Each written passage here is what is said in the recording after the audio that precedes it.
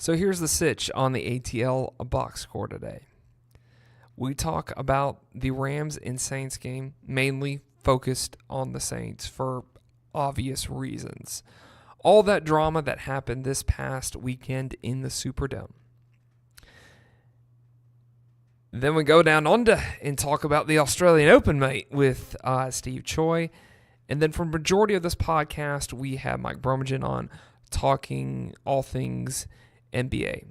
This is the ATL Boxscore podcast with Alex Berger, and you're listening to Recapping the Weekend. Now, you guys might be wondering, how does a podcast that just recently started, what do I use for recording space? Well, I actually use a place called Spaces, and I go to the center that's Spaces Midtown East, and I use their resources that they have here to create my podcast and to put it out there to the world and to do other business-related things. And it's pretty much my home base to grow my business and my product that I'm developing for you guys. And if you want to check it out, I have Steve Choi with me, who is one of the regional managers who manages a lot of different centers,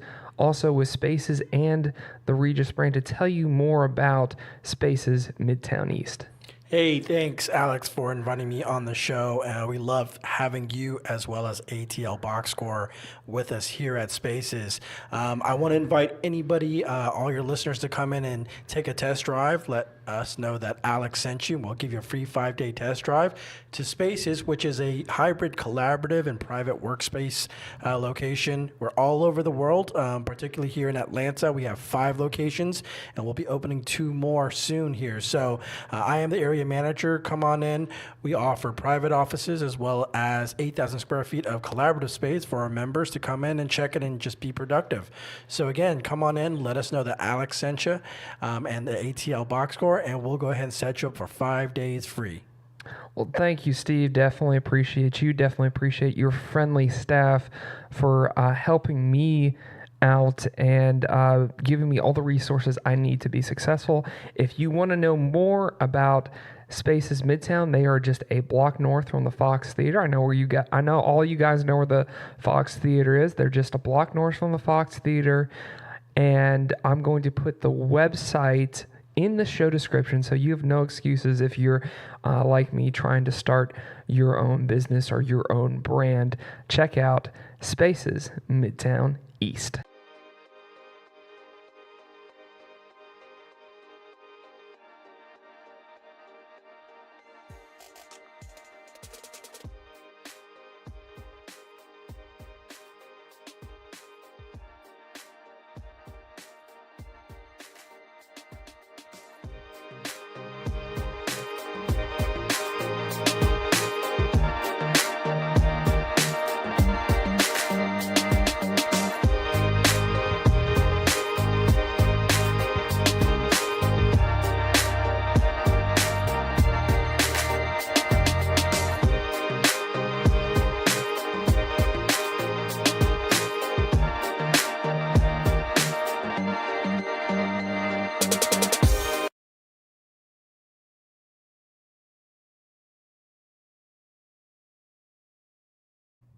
Well, even though it's pretty miserable weather-wise here, not if you're from the north, but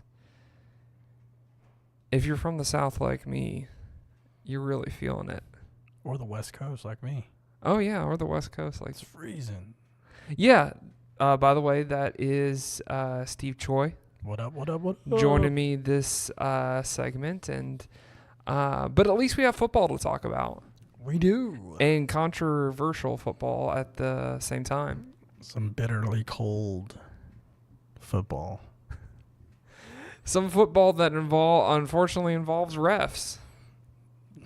Yeah, unfortunately. Unfortunately, but that's just the nature of the game. I'm looking this guy up, and I think I know him. Oh. So, and I met him before, and he's actually one of the nicest guys you'll ever meet. Can you get him on the show?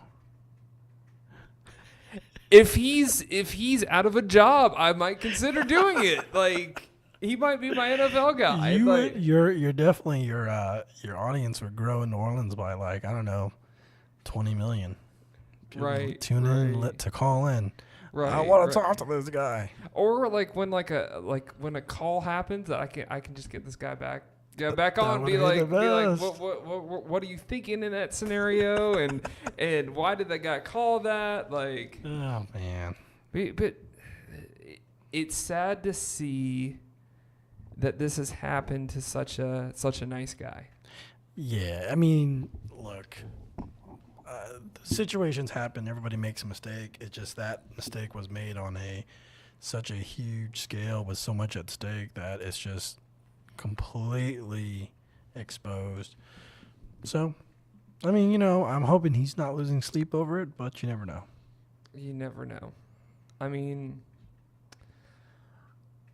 I wouldn't think so, because if it's this guy and the way he described that reffing was a way that he could stay with the game since he played, but he didn't really want to get into coaching, so refereeing was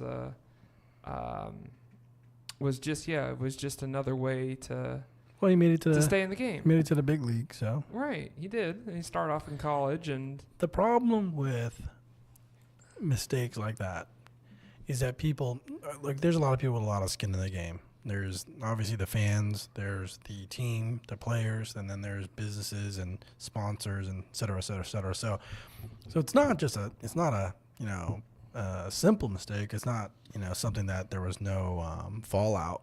However, when a mistake like that happens, yes, we focus on the mistake, but no one looks at the track record for this guy. Like, is that something that takes place a lot for this guy? Well, then if that's the case, then yeah, maybe it's time to, replace a guy. But maybe he makes awesome calls usually. Right. But you're only as good as your last call in these types of situations. Yeah, obviously that officiating crew is not going to do the Super Bowl. Did you hear about Did you hear about that a New Jersey betting website is like giving back their money. The money that they call it a karma play. A karma play. Yeah. Like that. That's so wild to me, because going on Twitter today and looking at this game on Twitter and everything like that, it's kind of, I guess, because it's a Tuesday, that people have finally kind of come to their senses. And the MLK extra day may have helped it, because a lot of Saints fans are going to be like, you know what? The Rams, we couldn't stop the Rams. Right. And we had our chances to. For sure. And that's why they won the game. But the scapegoat is right now for the Saints that hey, you can blame it on this referee. Yeah. Everyone it doesn't take away the sting of what happened. I mean, you can rationalize it all you want, but the fact is, it still stings. You were this close to making it to the Super Bowl, and now you're staying home. Right. So congratulations to the Los Angeles Rams and the New England Patriots. Oh, I'm sorry. Did I say that out loud? For making it. For we're gonna see you here in Mercedes-Benz Stadium. You know what I saw? Well, what's funny is there was a. I know you want to stalk Tom Brady's hotel room or a hotel. Yeah. Tom Brady went to the high school that was less than 5 miles from mine. Really? Absolutely. He's from the Bay. Really? Tom Brady's from the Bay. So that's the reason why you should try to talk with Tom. Be like, I should. I feel like, hey, man, we went to to rival high schools. Yeah, neighboring high schools. He went to a private school. Oh, so you were all the rivals. He was Tom Brady. So, I'm sure he was like doing this thing. So he was, even if he didn't pursue football, he was went to probably the same taken care high of. school that Barry Bonds went to. I didn't know Barry Bonds was a local. Oh, Barry Bonds from the Bay. But I get he spent a career in San Francisco, but I didn't know, like, he actually. Yeah, he grew up in the Bay. Yeah, the Bay. Something you learn every You learn something every day. And for those of you who don't know, the Bay is not Tampa Bay. But yeah, congrats to the Rams and the Patriots for making it to here. I know my brother's excited. Because like when we were doing the national championship, like media day, when we were down there for the national championship media day and stuff like that, he was like, "I want to go to this next year when it's the Super Bowl." Nice. And the Patriots are probably going to be in it too. Oh, nice. So does he want to go visit my hometown so he can go to the high school that Tom Brady went to? He went to his spring break. He went to Gillette Field last year. Nice. So that's like. Yeah, that's his mecca. That's his mecca and Wailing Wall and stuff. Yeah. So, he's gonna get a tattoo. No, he's gonna name his child Brady. Nice. This is the fandom that goes on, guys. Nice. So with that being said, I'm Alex Berger. Glad that you are tuned in and listened to us today, and hopefully, wherever you're at, that we can make your car ride home a little bit warmer because of the crappy weather. So with that, we are going to get into some Australian Open. Well, yesterday at around 5 o'clock, I know a lot of people were probably sleeping in because of MLK Day. But the Braves, not the Braves. Why did I say the Braves? Got baseball on your mind. Can't wait for that spring training. Probably, yeah. Just the day after Valentine's Day. I think we all do, if you lived in this city for over a year. But actually, Atlanta United just acquired a superstar in Petty Martinez, who apparently is like the Julio Jones of soccer. Really? So he's one of the from the league that he came from. He is one of the leading scorers on in that league. So huge for Atlanta United to pick up Petty Martinez from Buenos Aires. Buenos Aires, Argentina. Yeah, Argentina. Nice. So actually, he was at the airport. What's that? I wish I was in Buenos Aires right now.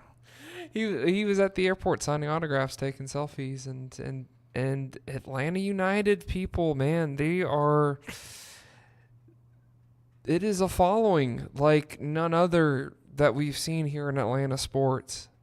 Yeah, that's why it's been put on the map, and people know that we're winners. But it's like people showed up on the airport at the airport when they didn't have to on a holiday weekend at 5 o'clock in the morning, just to see the next superstar. Wow. Yeah. Soccer's big, man. Right, but speaking internationally, since we're on this international talk right now, the Australian Open opened up recently. That's right, mate. Was that the first day yesterday? No. First day started.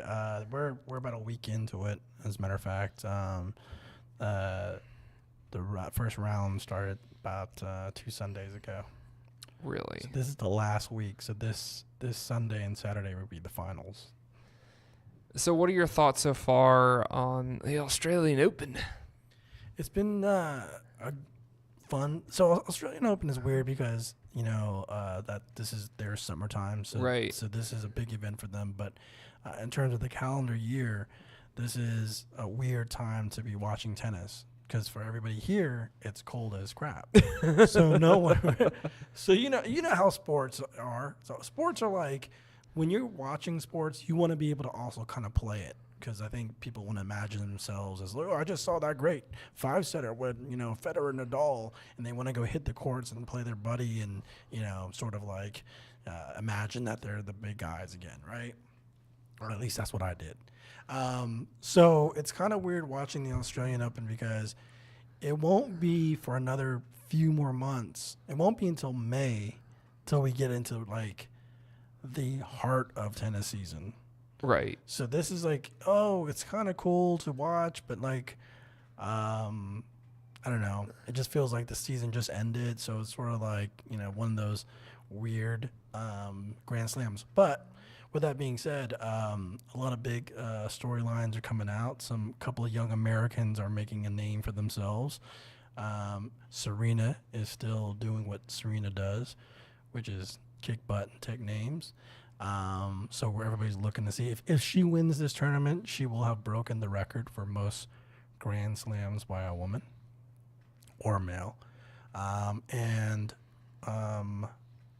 Novak Djokovic. The biggest storyline of this tournament was the news that Andy Murray is probably going to retire this season because of injuries. He has a bad hip. How old is he? I want to say he's like 32. So he's my age.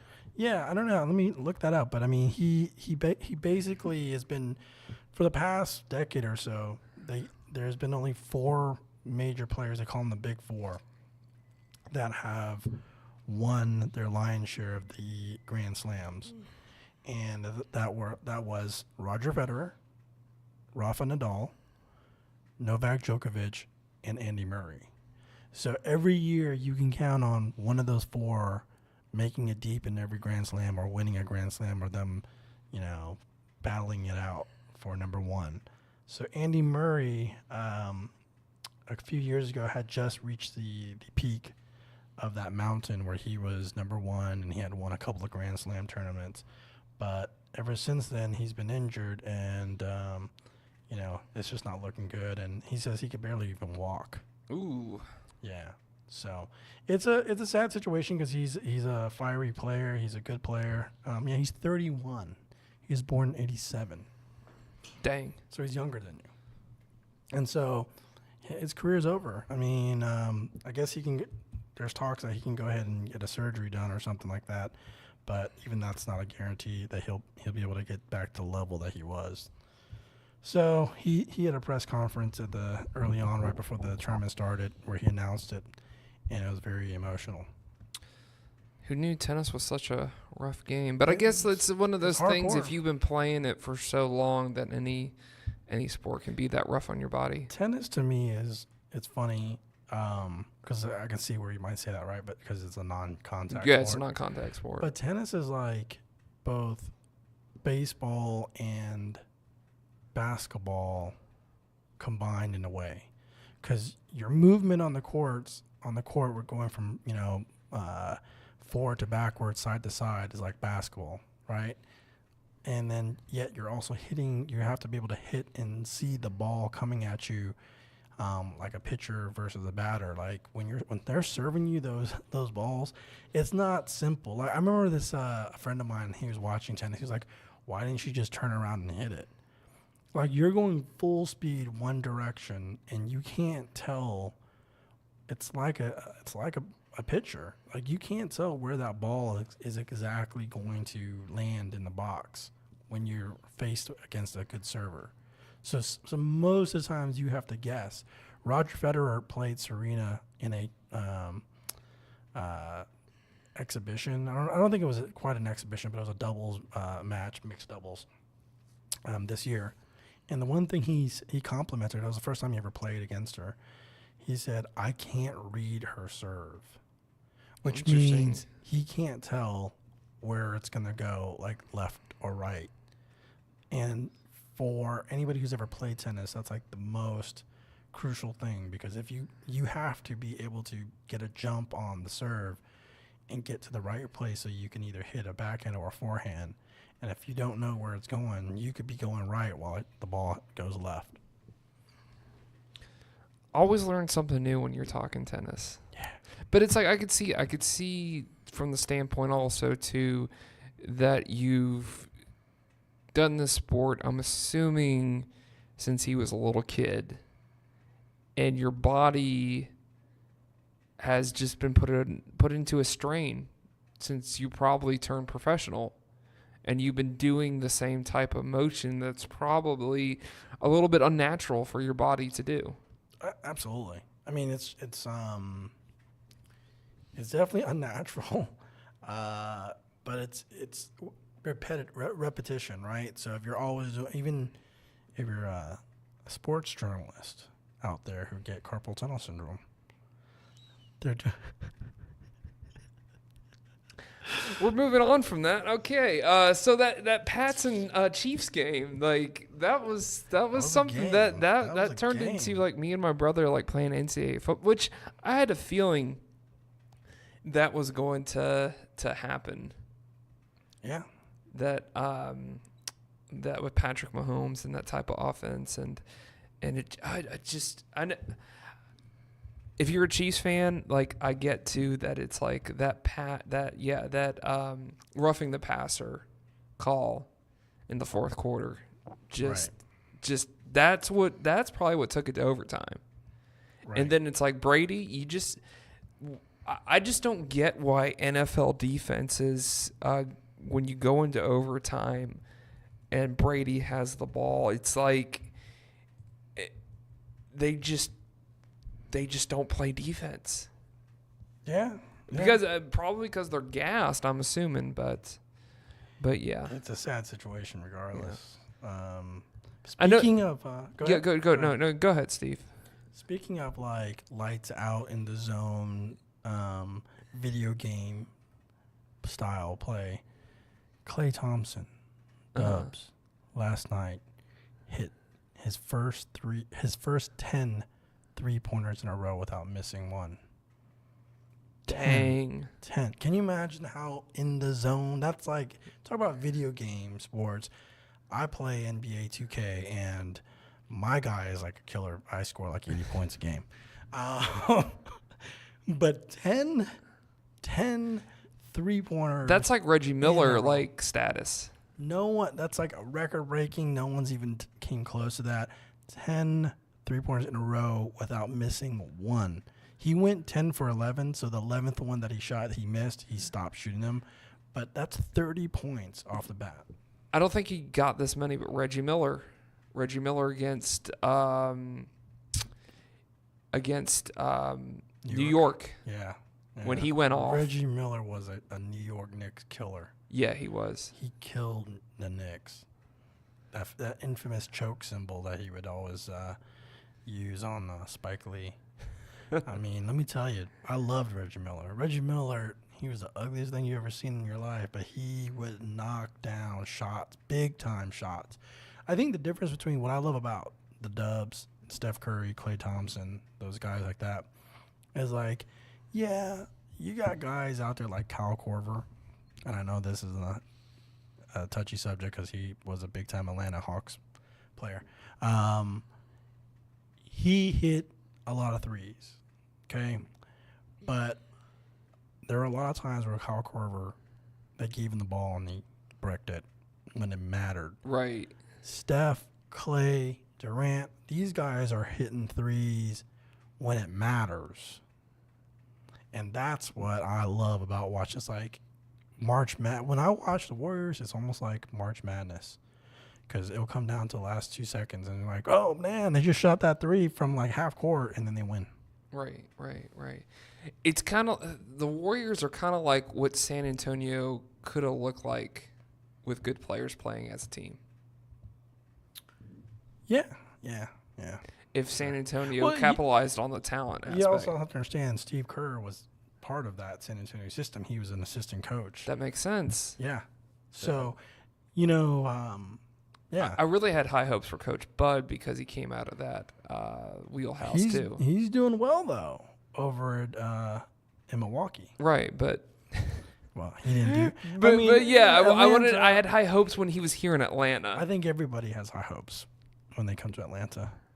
I don't know why Atlanta is not a bigger NBA team or better NBA team than they are. I really don't, because I think Atlanta is a perfect basketball town. It is.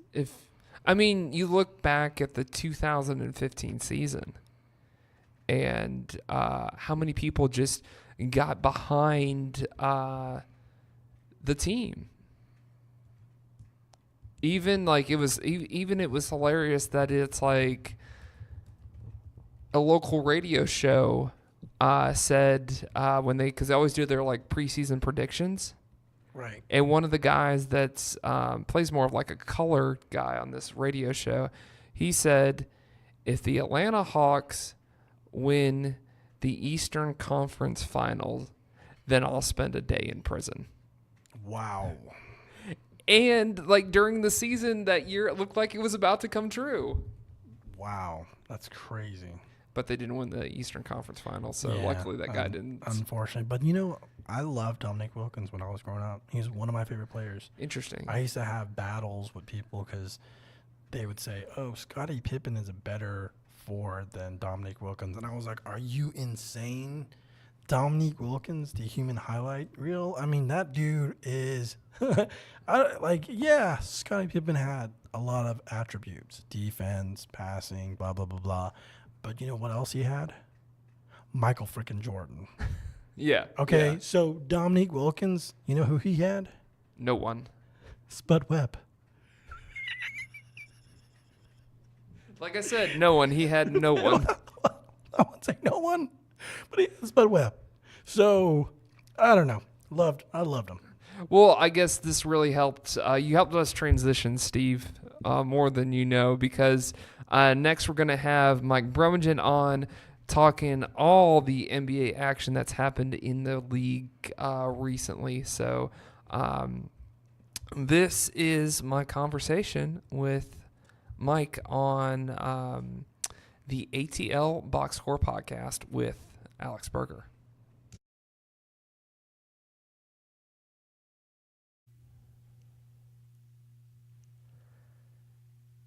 Now we just want to bring on to the conversation Mr. Mike Brugman, who does a lot of great work for CNN Sports, and we're going to just bring him on to talk about NBA and kind of change the conversation from this climate of the NFL and betting and that stupid Saints call, or that stupid call against the Saints and the Rams. Mike, how are you doing today, man? I'm doing good. It's funny you mentioned the Saints thing. I was driving home last night, and we saw a billboard right off the highway heading into downtown that said the Saints got robbed. That was in downtown Atlanta. In downtown Atlanta, hilarious. Wow. Yeah. Because there's been a lot of They think they're signage robbed. all over New Orleans right now. Yeah, but that was in Atlanta. It said Saints got robbed with a bunch of fleur-de-lises all over it. I found that to be hilarious. Well, it's fun. Yeah, that's the probably the one team a lot of Atlanta people didn't want in the Super Bowl. So that's really interesting that you'd see that billboard here. But just to kind of change the mood and the setting, let's talk some NBA because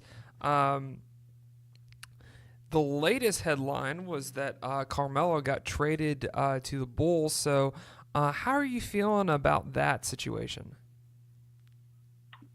Well, it's an interesting situation because it shows you that he had very little value in Houston because he essentially traded for nothing. The Rockets traded him to the Chicago Bulls for a heavily protected second-round pick. So that means odds are they're not going to get the pick that they're traded for. They'll have to settle for a second-round pick in the following year. Unless the protections continue on. So not really sure when they're going to actually receive the pick because it all depends on where Chicago places in the standings and how high their pick is. So essentially they just get rid of him. And there's no indications that he's going to even suit up for the Bulls.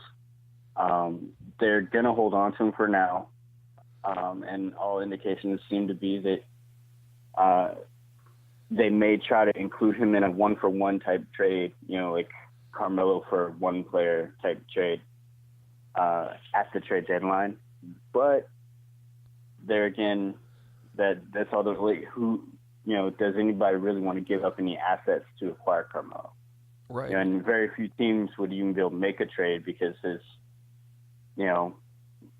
at least you figure teams who would want him, they're not going to want to give anything up to get him, and teams that have the things to be able to give up may not have any reason to want him. So odds are he's going to go untraded at the deadline, to which then it becomes an issue of after the trade deadline whether they do. Most people believe that he's going to be released after the trade deadline, bought out and released. So then he'd be on waivers, similar to NFL. NFL has waiver system. In the basketball league, NBA, they have waivers. If he clears waivers, he'd become a free agent. If not, if somebody claims him off of waivers, he would go to that team. Mm-hmm. But odds are, I don't think anybody would claim him. He'll probably become a free agent. People are looking at the Lakers as a possible landing spot for Carmelo. But the interesting thing with that is right now the Lakers have a full roster, and you can't acquire players beyond that roster. So they would have to either cut somebody, which they're not going to cut anybody. They've been utilizing pretty much everybody on their roster. Right. So odds are they'll probably have to work out a trade before the trade deadline to free up a roster spot. And that just feeds into all the, ongoing rumors and narratives about the Lakers trying to acquire either somebody the likes of Anthony Davis or otherwise, because everybody's suggesting the Lakers are going to try to get another, top-tier player to play along with LeBron James. So now we just got to wait and see what happens with the Lakers, and if they try to make a move, trade some people, and if not, who knows? Right. Is there any other team that you think would be interested or could benefit from him that could potentially spend that type of money that you need to spend to acquire Carmelo Anthony? Not really. I can't really see anybody else that would benefit from having him. Honestly, personally, I don't believe that he'd be a great fit in LA. The last, little bit that we've seen him play, his 3-point jump shot is not falling. He's not hitting threes like he used to. He's mostly relying upon a mid-range game, which, modern NBA, the mid-range isn't that big a deal. It's actually, you'd rather someone shoot threes at a decent rate or play around the post than shoot in the mid-range because they're higher percentage, and they have higher reward. So unless he's been working on his 3-point shot, trying to get that figured out, while he hasn't been playing, I don't really see where he adds value to the Lakers because they need shooters. He doesn't play defense, so he's not going to help there. So to me, the Lakers don't really make sense unless he's, called him up and said, hey, yo, man, I've been working out with Ray Allen and I've really fixed my 3-point shot or something, which I doubt it because, he's been a perennial lazy player. So that's just my opinion. Right. He's had a ton of talent in his career, but he's never really put in the work to improve his game, which to me is why, and he doesn't play defense. That's why I call him a lazy player.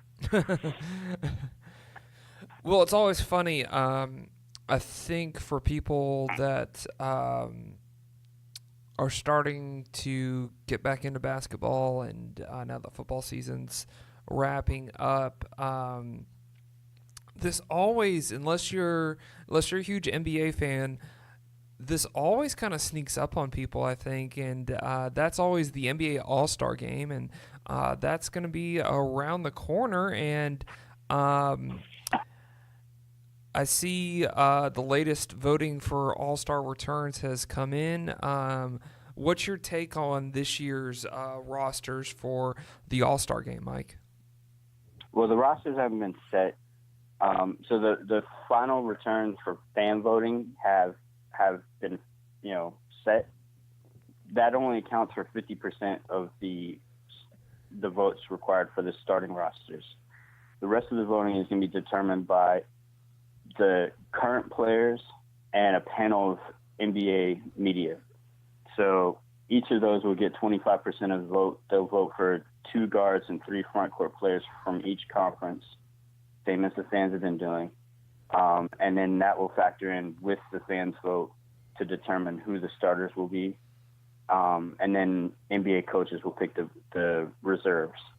That I've seen, I haven't seen any dates set for when they're going to release the information on, how those votes have turned out. But as of right now, the fan voting is over. And the only thing that does for certain is the leading vote getter from the East and leading vote getter from the West get to be the captains of the team. So once the rosters have been set from all the voting, then the captains will be on a televised show. I think February 7th is when they pick the date. The captains will get to pick their teams. And those captains will be Giannis Antetokounmpo from the Milwaukee Bucks and, of course, LeBron James from the LA Lakers. They were the leading vote getters. LeBron had 3,770,000 votes, and Giannis had 3,626,000. Give or take a couple hundred. I'm not going to read all the numbers, but they got a lot of votes, and fans overwhelmingly picked those 2 guys to be the captains. So they're the only 2 players who are set in stone for the All-Star. Other players had a lot of votes, but fan vote is only 50%, so we got to wait and see what happens with the media vote and the NBA player vote. One of the young guys that we talked about last time, Luka Doncic, he actually was the second leading vote getter in the West. He was only 470,000 votes behind LeBron James. Wow. And odds are he'll make the All-Star team. Even though the only way he would have for certain been a starter is if he had overtaken LeBron James and become the captain of the Western Conference. But that didn't happen, so now he's got to wait for, his peers to vote and wait for, the media to vote. But he just needs to be picked by one of those 2 groups, and he'll be a starter. If he's not a starter, I don't see any reason why the coaches wouldn't pick him to be a reserve. So I think he's a pretty sure bet to be a rookie in the All-Star game, which I believe would be the first time a rookie's been in the All-Star game since Blake Griffin. Right. Well, that game, in case you guys are curious, in case you don't know, that game is actually February 17th. So put that on your calendar. The weekend, do they do anything? I know they do they do a skills competition on Friday. I mean on Saturday, but do they do anything on Friday usually? On Friday. Okay, the starters will be announced on the 24th. Gotcha. So that's like a couple of weeks away. Yeah, so that's when the voting from the media and the players will be finished. Well, that's this Thursday. Yeah, 24th. The coaches vote for the reserves will be done by the 31st, and then of course, as we've mentioned before, they'll do the draft on TV in February. What was the question you had? Do they do anything on Friday? Yeah, they do typically they'll do the it used to be the rookies versus sophomores, but now it's like a mix. It's like all of the young players play, but they're not on like rookies versus sophomore now. It's like they have their teams that are drafted by the coaches. They pick like old guys, like Shaq or somebody like that, like they'll be the coaches, and then they draft their teams kind of like how the LeBron and Giannis will be drafting their teams for the All-Star game. So Gotcha. Young players play Friday, and then Saturday is all your events, your dunk contest, 3-point contest, skills contest, all that stuff Saturday. Then Sunday is the All-Star game. Where's the location of the All-Star game, and is there any celebrity that's hosting? Because I know Kevin Hart, I think, hosted it last year. I'm not sure who the host is this year, but it's going to be in Charlotte, North Carolina, which is a pretty big deal because they were supposed to host a few years ago, but then of course with the whole gay marriage law and stuff like that, the NBA protested, moved the game, and took it away from Charlotte. But now it's finally going to be back in Charlotte. So dang, I was born in Charlotte. Yeah, that's nice. Yeah. I did not know that. So that's probably the biggest thing since the Panthers going to the Super Bowl. Now, I know I was watching ESPN on Friday, and they were all over this thing with Boogie Cousins returning to Golden State. And, Mike, I just want to get your thoughts and opinions and your assessment on how he played on Friday night and how big of an impact is this for Golden State? This is huge. So, put this in perspective. They were already playing phenomenal basketball before he came back. Like they're in the last 10 games, they're 9-1. The only team in the league to be 9-1 the last 10 games. They crushed the Nuggets. I mean, like literally crushed. Remember last time we talked, I was talking about how the Nuggets were actually number 1 in the West. Right. Well, they crushed the Nuggets 142-111. That was without Boogie. Boogie hadn't even come back then. So, and adding to that perspective,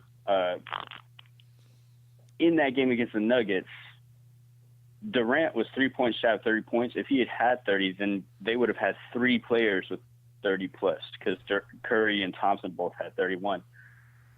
So that's how good they've been playing. And now, so they reclaimed the top spot in the West without Boogie. Then Boogie comes back, first game back from an Achilles injury. This dude comes out. He scores 14 points, had 6 boards, and 3 assists in just 15 minutes. That's actually really solid, especially coming off an injury. Second game, he didn't have as much points. He only had 8 points, but he had 9 boards and 5 assists. So even when he's not contributing as much offensively as far as points, he's still giving you some assists, and he's getting you some rebounds, which just makes him invaluable. And it's just crazy to me because historically, coming off of Achilles injuries, players have been pretty much shells of themselves. The only player who's successfully come back from an Achilles injury in the NBA, to my recollection, in the past 30 years, has been Rudy Gay. And it took him like 2 years. Like it took him a while to get back to playing somewhat like the player he was before the injury.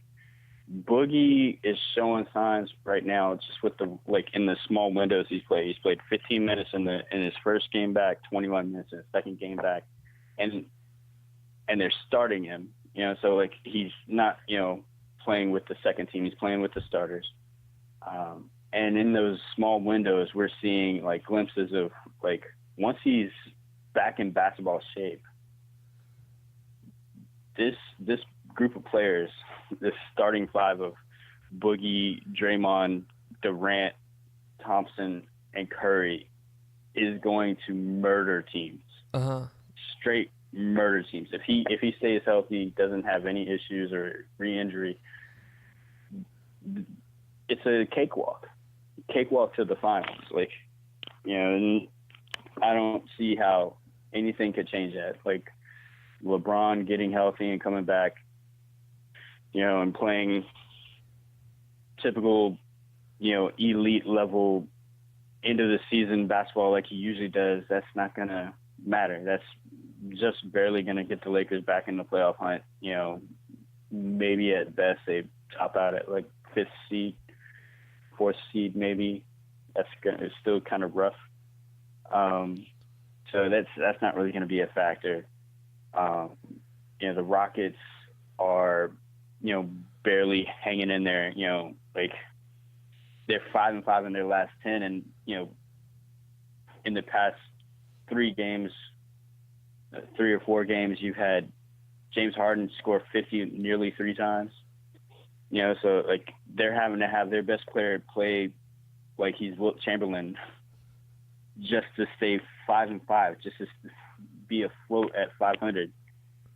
And so they're 5th in the league, and that's a team who was contending with the Warriors last year. The Nuggets, we just saw them get crushed by the Warriors. Like, all indications look like now that Boogie is healthy, he's working himself back into basketball shape and playing with the starting group, the Warriors are just the monsters that we thought they would be.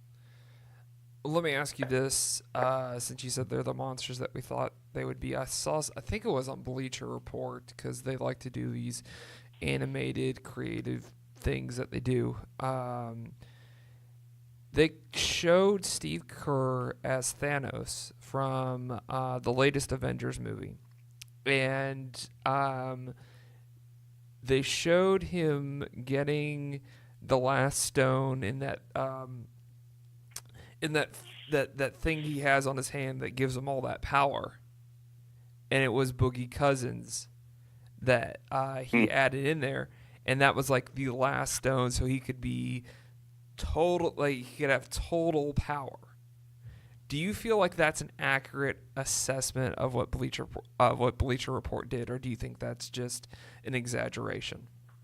I think the Warriors as Infinity Stones, I think that's a really nice portrayal of things. I wouldn't necessarily make, because they got 5 phenomenal starters. I would actually make the coach as one of, because there's 6 Infinity Stones, so I'd actually make Kerr be one of the stones.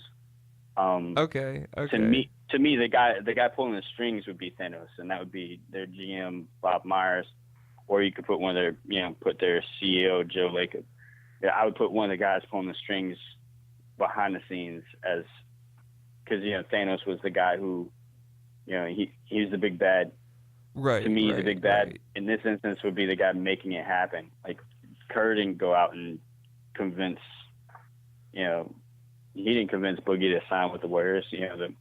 Honestly, the players recruited him and he chose to sign there. But the guy that signed the contract was not Kerr. That was Bob Myers. So I don't know. It all works, but the imagery does make perfect sense.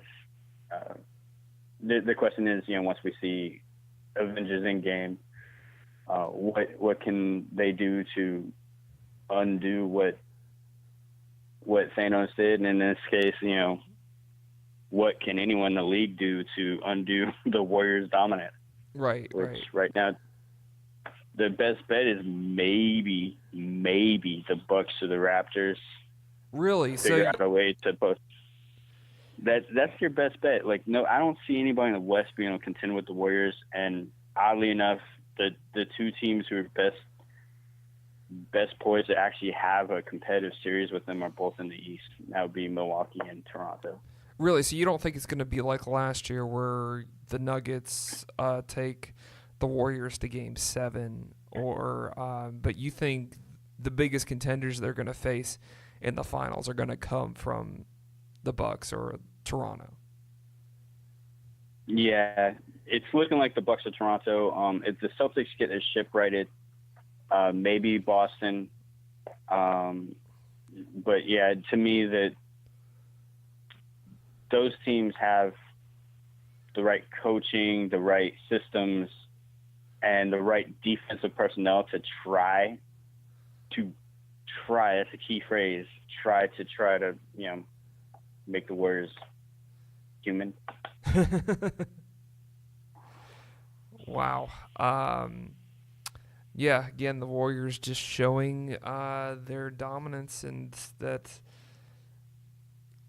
Does it remind you at all of, like, do they either remind you of the Bulls of the 90s, or do they remind you of what Miami was a couple of years ago with LeBron James? Neither. This is something. So this is a totally different animal that we have going on here. Yeah, like even the first iteration of the Warriors that won the 2015 NBA Finals, beating LeBron without Kyrie and without Kevin Love, they didn't look this good. Like, they were shooting threes, which was, the way in which they were shooting threes and making hundreds of threes was like a revelation for the league, and it's changed the league since then. But they weren't unbeatable. Like they won that series, in 6 games, and LeBron was playing without his 2 all-star co-stars. And then the following year, the same group of Warriors versus the same group of Cavs, and the Cavs were healthy, and the Cavs won, coming back from 3-1 down. So that team, I wouldn't say was unbeatable. They were beatable, and LeBron just needed a cast of teammates who were healthy.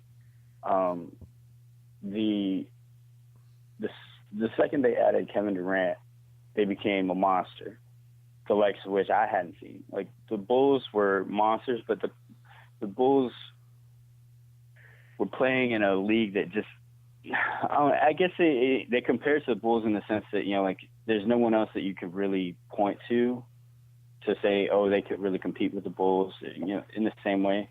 There's no one that can really compete in a 7-game series against these Warriors. But where the comparisons differ is the Bulls were a 2-man show, and they relied on a system. Like they relied on the triangle offense, and they played team defense really well.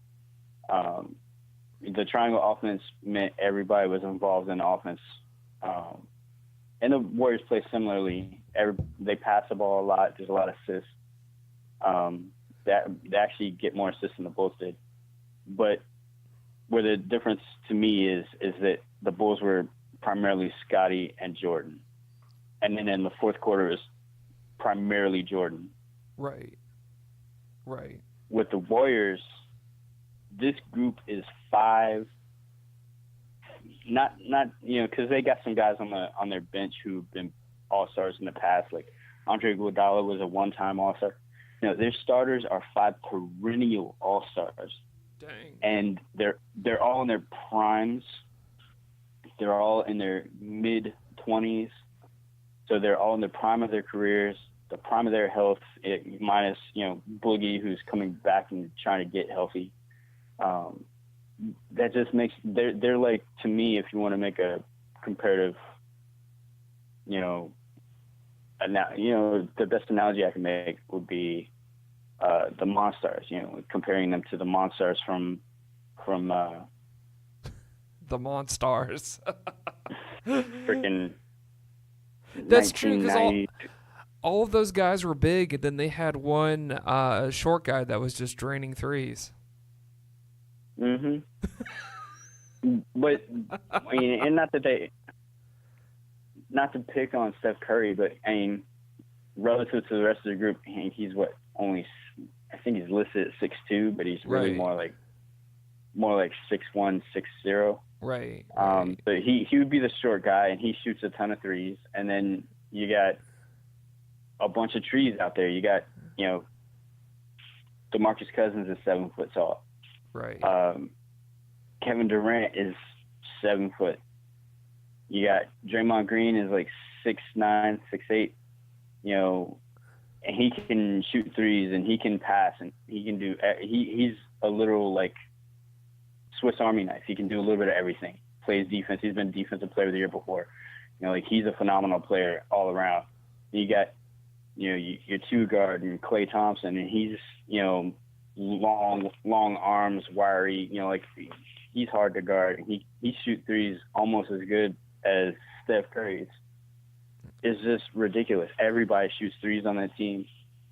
DeMarcus Cousins can shoot threes. He had 2 or 3 threes in his first game back. You know, like, how do you guard a team that can shoot from anywhere, play however they like? You know, it's just they are the monsters, and everyone else in the league doesn't have Jordan. Let me ask you this: are they kind of like the secret juice? Oh, the secret juice. Okay. Because I was just thinking about this when you were talking.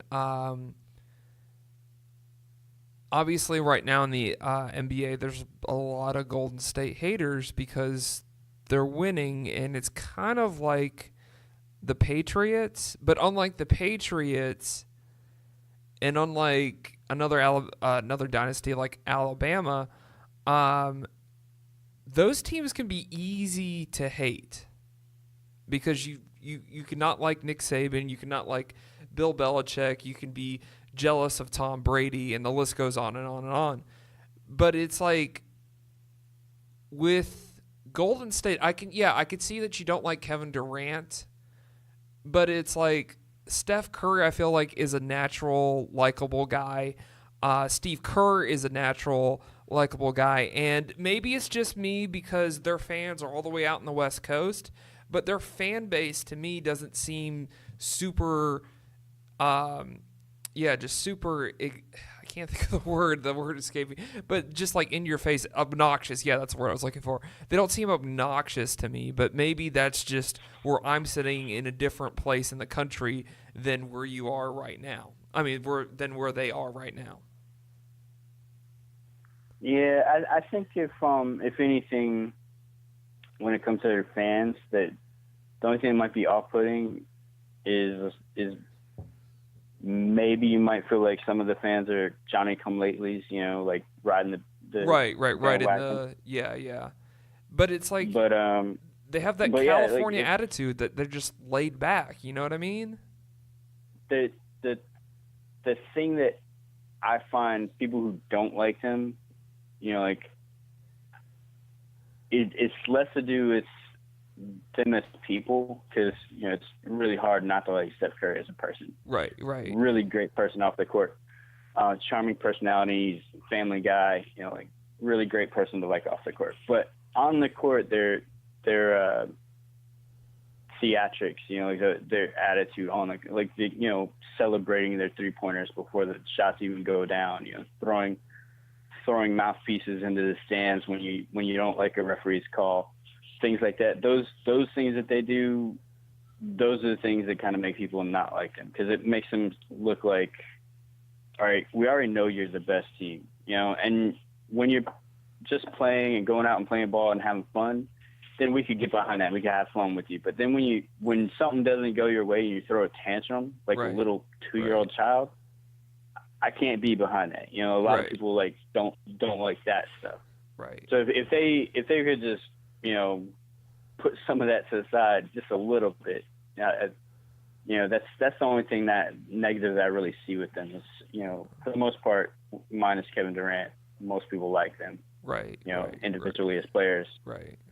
And it's not that people don't even like Kevin Durant. It's just a lot of people didn't like the way that he left and joined them, because he was on a team that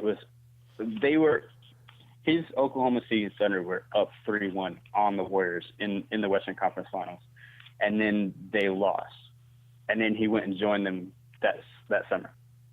Like, you could have beaten them, you choked, didn't beat them, and then you went and joined them. Like you pulled the old, you know, Bugs Bunny, if you can't beat them, join them thing, and like that doesn't really work very well in sports. Nobody's gonna cheer for you after that. Right.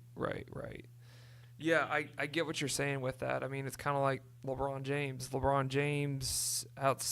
I mean, I know you're going to have a lot of haters with LeBron James and everything like that, but what he's doing outside the court and trying to come off being like movies like Trainwreck, trying to come off like a likable personality, but then it's like you see him when he gets calls against the refs, or when the refs get calls on him, like kind of like, what? Like, you called me? Like, you're calling me out? Like, like I can understand that stuff. Like, yeah, go ahead. And this is the sad thing, like, and this is something I don't really like about the league in general right now. Like, I mean, I love basketball and I love the NBA, but one thing I don't really like is like that's just what the league is now. Like, literally, the way LeBron responds to calls, every player in the league does that now. Like, you see, like, second, string guys, guys off the bench on a crappy team like the Bulls, whistle blows, and they're got their arms up looking at the refs like, what I do? Like, everybody complains about calls now. Like, nobody, like, unless they intentionally foul someone and they know they did it because they did it on purpose to prevent a shot or something, trying to stop a layup. Those are the only instances where you see someone own up to having committed a foul. They raise their arm and they're like, yeah, it was me. I did it. I know it. But more often than not, you're seeing people complain to the refs. Well, you also see it in the NFL too. You saw it this weekend with that guy with the pass interference, because that wasn't the only time that guy had pass interference, and he looked up and he almost got like defensive. Yeah, and it was obvious. It was like right, it's obvious. And he got away with it both times. So, but yeah, that was. I like that. I like that what we got into right there. But to kind of close this out, Lakers injuries with having LeBron James out, Rondo, Laurent. Why am I going to screw up his name? Lonzo Ball, all out. And right now they look like they're out of the playoff picture. So it just seems like it's a snowball effect for the Lakers, and it's looking like it's not really going to be their year. Well, I mean, they should still make the playoffs. They're only half game back, 1 game back. They're 1 game back of the Jazz right now. But once LeBron comes back, they'll probably jump back up in the bottom half of the playoffs. He should be back in the next week or so. But it's again, as I mentioned last time we talked, this is the longest stretch of games he's missed due to injury in his career. Uh-huh. So it just brings into question, all right, how much of this time that he's missed is just preventative? How much of it is actually like recovery? If this whole stretch that he's missed has just been him trying to recover and the injury was that serious, or it's just taking him that long to recover because of his age, well, then that brings a lot of worry and a lot of caution towards the rest of the season, because you don't want him to get hurt. If he goes down, the season goes down. Rondo's going to be back soon. He's going to be back maybe another week or so from his thumb injury. That the two of them come back is going to help tremendously. Lonzo, unfortunately, they actually had just beaten the Thunder, who was third in the West, in a really tight game, and then they were playing the Rockets. They had the lead. They were up by as much as like 18, 20 points, and then Lonzo got injured. They were up by 18 when Lonzo got injured, and it fell apart, and they lost that game in overtime. So that Lonzo's injury really hurt because he's the only other point guard. Like their point guards on that team literally are Rondo, Lonzo, and LeBron. Like, those are the guys who primarily run the offense, facilitate, and, control the ball. And all three of them are out. So now you're seeing them have to run the ball through Brandon Ingram and Kyle Kuzma. And those guys, while they are ball handlers, they're not point guards. They're not floor generals. They're not going to dictate the offense and, like, you go here, you go there, run this screen. They're not going to do that. So the team offensively is playing without any offensive leadership, really. So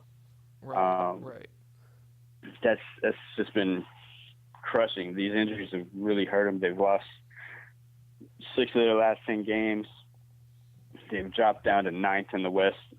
So, like I said, once some of these guys start coming back, LeBron and Rondo should be back in the next week or so. that's going to help, get them back up in the playoff hunt, at least in the bottom half of the West. Their hopes of being in the top half are pretty much over at this point, probably. Prior to LeBron's injury, they were fourth in the West, so they were right up there in the thick of it. But after all these injuries, this is really shot them down. And what they really don't want, they don't want to wind up being the 8th seed, because that means they play the Warriors in the first round. Right. So they want to try to at least be, somewhere 4 through 6, because then they can at least make it to have a decent shot at trying to make it to the second round and see what happens. So, and, ideally they'd like to be on the side of the bracket that has the Nuggets and not the Warriors. Right. So it's going to be interesting. Mm-hmm. Yeah, it should be interesting how that all plays out in LA, because they had a lot of potential. But speaking of a team that really doesn't have any potential, and that's the Atlanta Hawks. Honestly, now they're on a 2-game losing streak, losing to Boston and Orlando yesterday, with because they always have a pretty big celebration for MLK Day, and but they actually recently the only highlight on last Tuesday they beat Oklahoma City Thunder. So I'm just curious. You said last time they were on last time you were on the podcast that that they're a competitive team for a young team, which is a good sign and everything like that. But I'm just wondering, when is that competitiveness going to wear out? When are you going to get tired of playing these games where you have to win by 120 points just to pull off a victory? Well, the 120 points thing, that's kind of league wide. I wouldn't, just peg that to the Hawks. I mean, like, that's the pace of, like I mentioned before, that last time we talked, I was talking about how the rule changes, having the offensive shot, the play clock reset to just 14 seconds instead of full shot clock on offensive rebounds. Things like that, changes they made to the rules, and additionally just change in style of play have led to greater pace and more shots. And that, of course, leads to more points. So scoring has gone up across the league. So, you're seeing a lot of teams have to score like 120 to win. Right. So that's not just for the Hawks. So I wouldn't feel bad about that with the Hawks. The issue with the Hawks is just they're young. Right. Their core players are all young. John Collins is in his second or third year. You got rookies leading the team, and Trae Young and Kevin Huerter.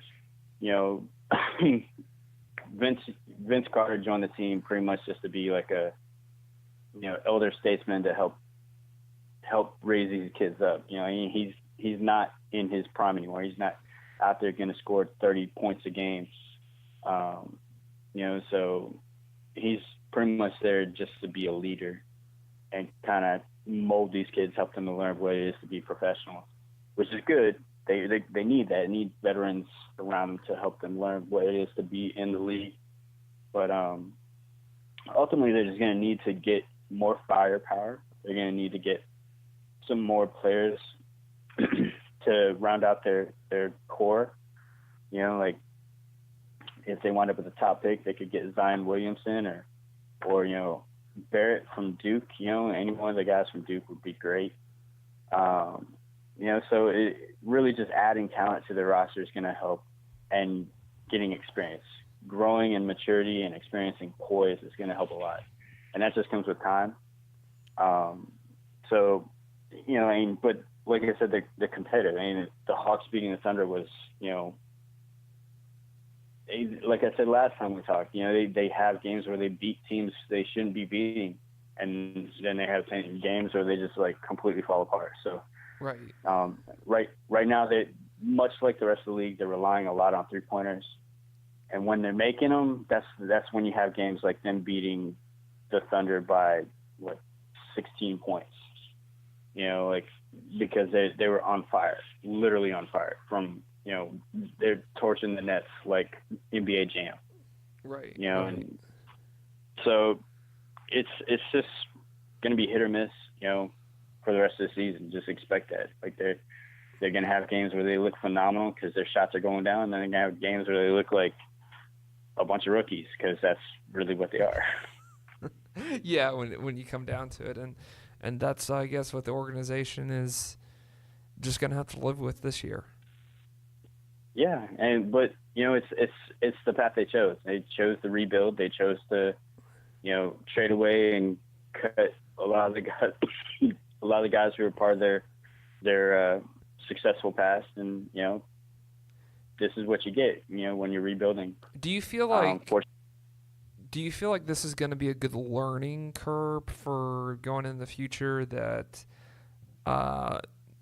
this could be a season. I'm trying to put this in the most positive way I can. That this is going to be a season where they learn all their rookie mistakes, and they can be like, we don't want to have a season like this again where we only won right now 14 games. I mean, that's up to the individuals. You know, like what's their competitive nature like? You know, what's their pride? You know, I can't really speak to that because I don't know them personally. I'm not hanging out with Trae Young and Kevin Huerter, you know, in my free time. You know, like, but that's boils down to who are they as individuals? Are they competitive? Do they have that fire? Do they really desperately want to win? And I don't think that they don't. You know, I had my own personal questions about Trae Young before we wound up with him, obviously, because I didn't see that in him in college. You know, like in the big moments, he always faded. You know, the Big Ten tournament disappeared. His team fell off the map. You know, NCAA tournament, his team shouldn't have even been invited in the NCAA tournament. But, you know, just because he was a big ticket name, they got the invite, and then they got dropped. You know, like he didn't show up when it mattered. You know, and so like that really made me question, you know, why do we want to build a team around this guy? But he has skills. He has, you know, there's stuff there. You know, if someone like Vince Carter can kind of reach out to him, you know, reach him and, you know, help mold him and help him really like finesse it and mold what he's got as a player, and help him to grow as a person to have that kind of competitive fire, then that'd be great. Because he's got, you know, he's got range as a shooter. He's got really great passing vision, which you really want as a guard. So, you know, he's got a lot of potential. It's all just going to fall upon himself to, you know, determine if he really wants it. Right. And that goes for the whole rest of the team. You know, like how bad did they want to win? How bad did they want to commit to trying to pull together and do the best they can to be winners and not, you know, be moribund sitting at the bottom of the standings, you know, like looking up at everybody else, waiting for the draft. Well, they say losing builds character, and 32 games lost for the Atlanta Hawks. Hopefully that is building character. Thanks for being on the show today, Mike. Where could we reach you at on social media if we want to see more of your content that you bring, or just to have a discussion or questions that we had about this discussion that we have?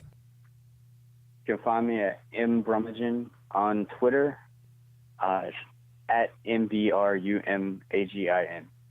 Gotcha. Well, thanks for being on the show today, Mike. No problem. Well, now we just want to thank, and we just want to wrap up the show. We want to thank Steve and Mike for being on the show today. Great talking with them, and it's great to see Steve back from vacation. So really appreciate them being on the show. But this is the part of the show, because we're wrapping up here, where we actually need your help, because this thing isn't going to grow without your guys' support. And the way that you can support the ATL Boxscore podcast is wherever you see this podcast on social media, if you could hit that like button. Also, subscribe to Podbeam, iTunes, Google Play, Stitcher. I would appreciate if you could subscribe to one of them if you like what you heard today and you just want something different, something new compared to sports talk radio. Well, you're in the right place, and especially if you're a fan of all the local sports teams. This is the place to be. So be sure to subscribe for more podcasts, more episodes of the ATL Boxscore podcast, because I know you guys can't get enough of this podcast, and I know that you guys want more. So there's way to get more, and that's through subscribing wherever you see us. Also, like us on social media. We are on Twitter and Facebook. Instagram is coming soon. I know I keep on saying that, but it is coming soon once we get our act together. So thanks for checking out this podcast. We like to call this show Recapping the Weekend, and hopefully you got a kick out of it. I know it's not really a great day if you're a Saints fan and you're really feeling it, but it's going to be an interesting Super Bowl here with a Patriots and Rams Super Bowl just down the street in Mercedes-Benz Stadium. So glad that you guys could check us out. Glad that we could hopefully kept you warm or kept you out of the cold, or distracted you from all the cold weather that's happening right now in the ATL. By the way, we're having in our next podcast Ned Case on, our college basketball guy, to talk more college basketball. This was more of our NBA podcast that we have at the beginning of the week. So if you're a college basketball fan, well, you're in luck. Coming up next is our podcast on college basketball with Ned Case, breaking down all the college basketball action for you. So stay tuned for that, and thanks for listening, and we'll hear from you guys in the comment section. Hope you guys have a good start to your work week. Episode 20 is out.